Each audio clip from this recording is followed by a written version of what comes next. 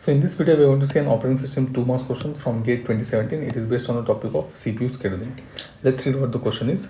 So the question says, consider the set of processes with the arrival time in milliseconds and CPU burst time in milliseconds, and priority 0 is the highest priority shown below.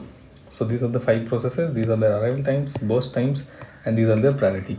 Now it says 0 is the highest priority.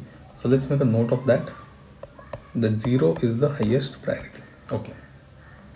And then the question asks the average waiting time in milliseconds of all the processes using preemptive priority scheduling algorithm is. So let's mark that it's a preemptive algorithm and it's a priority based algorithm. So once we have this information, let's scroll a bit down and let's try to see how to apply this algorithm to the given processes. So we need two things. We need a running queue, we need a ready queue to keep track of our processes. So this will be our ready queue, and then we need a CPU running state. So CPU running is the process here. So now we see at time 0 P1 arrives. So at time 0 P1 arrives into the ready queue, and since it has no competition, P1 gets picked up into the CPU. So let me use another color. So this is 0 and P1 directly gets the CPU. Now it will run, P1 will run with the CPU until arrival time 2, where P4 arrives. So P4 arrives at 2 into the ready queue. Now if you see the priority, P4 has 1 and P1 has 2. So obviously we are using a preemptive priority based scheduling. So P1 gets preempted, it goes back into the ready queue, and P4 gets the chance here to run with the CPU, and this is happening at the time 2. So let's make a note of that. Now note that P1 runs for 2 seconds, so the burst time of P1 will become 9 here. Okay, yes. So now P4 will keep on running till the next process arrives, which is at the 5th second. So from 2 to 5 P4 will run. Now at the 5th second we can see P2 enters the system. So let me make a note here, P2 enters the system, and as we can see that P2 has the highest priority, 0. So again this will get preempted, P4 will get preempted. So I'm going to write P4 into the ready queue, and P2 which has entered the system, that will get the chance to run with the CPU. So P2 comes with the CPU. Now again note, P4 has ran from 2 to 5, that is for 3 seconds with the CPU. So P4's burst time will reduce by 3, so it will become 7. Okay, and now we have P2 running with the CPU. Now P2 has a burst time of 28 seconds and it is the highest process among all the set of these processes. So there is no way that anyone is going to preempt P2. So P2 will run for its all 28 seconds with the CPU. So 5 plus 28 is 33. So P2 will run till the 33rd second. Now when we reach the 33rd second, we already have 2 new entries into the system.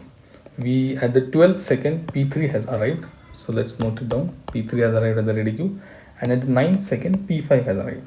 So P5 has also arrived at the ready queue. So by the time we are at the 33rd second, we have 4 processes in the ready queue.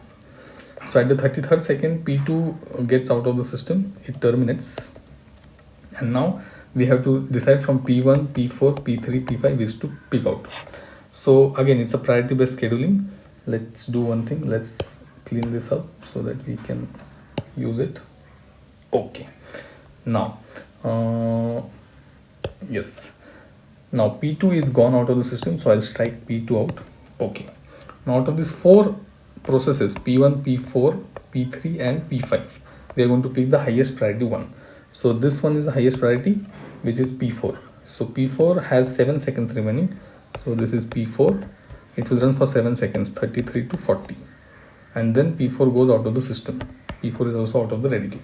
So I will also strike it out here. P4 goes out. Now next we have P1, P3 and P5. So again the highest priority is 2 now, which is of P1.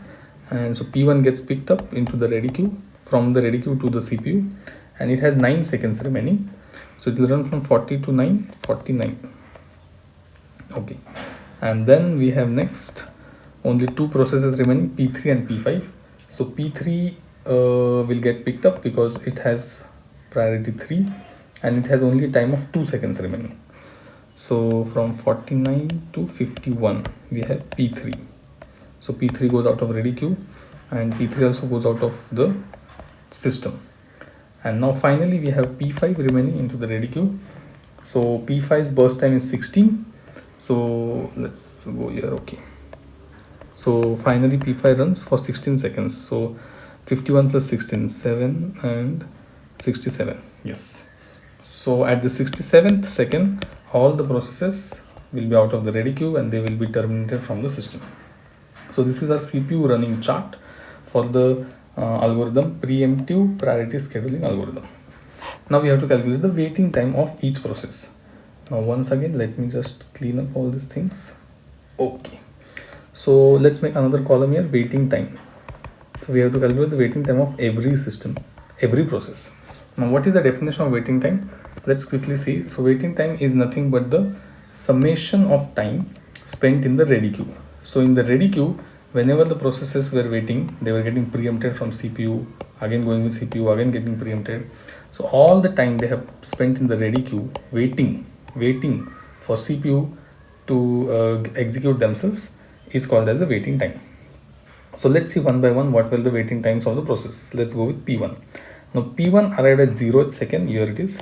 P1 arrived at 0th second, and from 0 to 2 it was with the CPU, and then at 40. So 2 to 40 is the time when P1 was waiting in the ready queue. It was not with the CPU. So 40 minus 2, that is 38. So 38 becomes the waiting time of P1. Let's go to P2. P2 arrived at 5th second. So this is where P2 arrived at the 5th second, and it immediately got the CPU till it got fully executed. So P2 never spent any time in the ready queue. So P2's waiting time becomes 0. Next is P3. P3 arrived at the 12th second. So okay, and P3 got the CPU at the 49th second. Here it is. So from 12th second, okay, from 12th second to the 49th second, P3 was just waiting in the ready queue. So its waiting time becomes 49 minus 12. That is equal to 9 minus 2, 7, 4 minus 1, 3, 37. So that is the waiting time of P3. Similarly, we have P4. P4 arrived at 2. And here it is, P4 arrived at 2. Now it got CPU for 3 seconds. Okay. And then from 5 to 33. Here it is. From 5 to 33, P4 was just waiting into the ready queue. So 33 minus 5 again. 33 minus 5. That is equal to 28. That becomes the waiting time of P4. It was waiting in the ready queue. And finally we have P5. P5 arrived at 9th second. However, it got the CPU at 51st second. Till 51 second from 9. From 9 till 51 second, it was waiting in the ready queue. So its waiting time becomes 51 minus 9. That is equal to 42. So these are the individual waiting times of every process. Let's zoom in here. Now we have to calculate the average waiting time. So it's nothing but summation of all of them, 38 plus 37 plus 28 plus 42, the whole divided by 5. That will give us the average waiting time. That is nothing but 145 divided by 5. Okay, that is 5 to the 10 and 5 9 is 45. So 29 becomes the average waiting time.